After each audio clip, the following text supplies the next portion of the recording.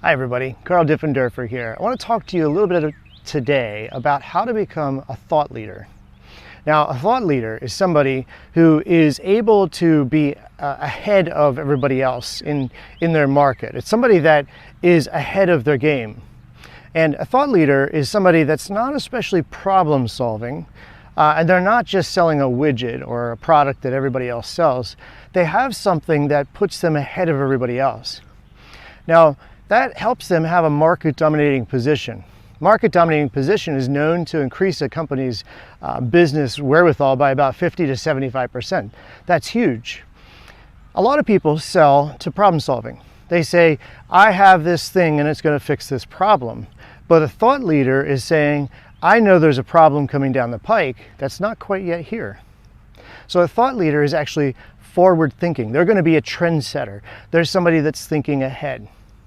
How does somebody do this? How do you think ahead? What does that look like?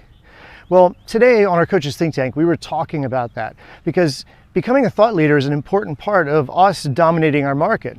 Right now, there are coaches popping up everywhere and they say, oh, I'm a coach. Oh, I'm a coach. This is why we have a certification process for our coaches. This is why we do so many different things for our coaches. This also applies to business leaders though too. And so we've got all these coaches popping up everywhere. How do they set themselves apart?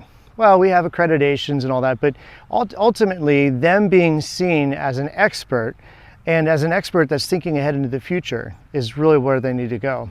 So here are some of the things that we looked at today. We talked about how they need to have a niche of expertise that sets them apart. They're better than most in this thing.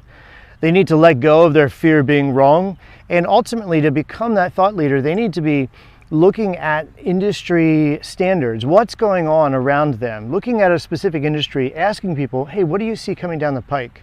That's the best way to learn. And from that, then, they can use that thought leadership to write books, to get themselves out in front of a market of people that don't know what's coming. I actually did this years ago, and I didn't even know I was doing it. I was in my 20s. I had started a marketing agency, and we were here in Lancaster County, beautiful Lancaster County, and here I am working on helping business owners with their marketing, and we were doing really well.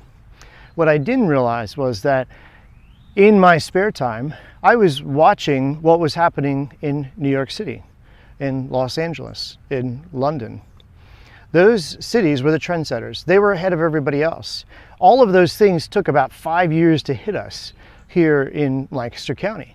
And so as long as I watched what they were doing and I started to do it, it actually put me ahead of my competition and enabled me to grow my company.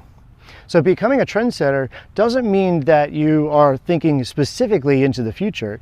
It might mean that you're just ahead of everybody else. Some of the other things we looked at is that our core values are so important. We have to be objective when we're becoming a thought leader in a certain area. And a very, very, very important piece of this is, and please think about this for a moment, God is the only true creator. Everybody else creates off of what God has already created. So He's the original thought leader. What that means is we go to God. We spend time with God and we ask God, Lord, give me wisdom. It says in Scripture that we've been given the mind of Christ. So what would it look like for us to have thinking like Christ that enables us to dominate the market? And by the way, I believe that we as Christians are supposed to dominate the market. I think that we're supposed to be trendsetters. We're supposed to be ahead of everybody else so that they say, wow, what is different about those people? The key is that we don't do it in greed. We don't do it in pride. We don't do it in any wrong, bad fruit, but we do it in the right fruit. So as you think about becoming a trendsetter, a thought leader, I want to challenge you to take some time. By the way, thought leaders take time. They journal, they spend time away, they research, they study. And as they do that, they gain clarity. They talk to other people. They're not afraid to ask other people what their thoughts are. As you think about it, how you're going to become a thought leader, I challenge you to take that next step in that direction so that you can dominate the market and keep more business for God's kingdom for those around you. Many blessings to you. Carl Diffenderfer.